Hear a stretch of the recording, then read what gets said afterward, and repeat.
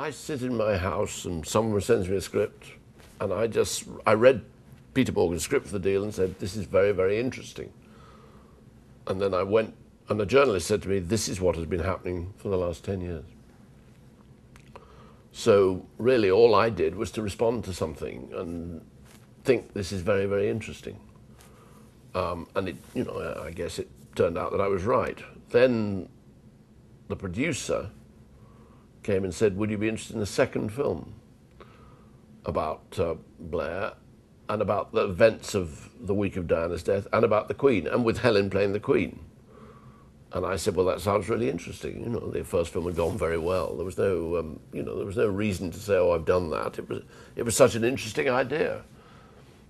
No one had ever made a film about a prime minister who was in power. No one had ever made a film about the Queen.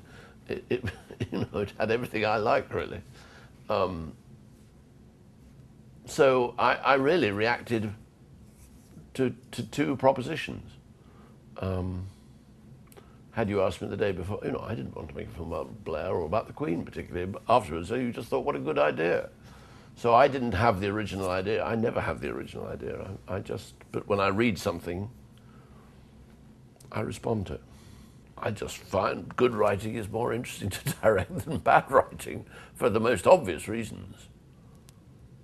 And also good writing creates a complete world, so I like to step into a complete universe.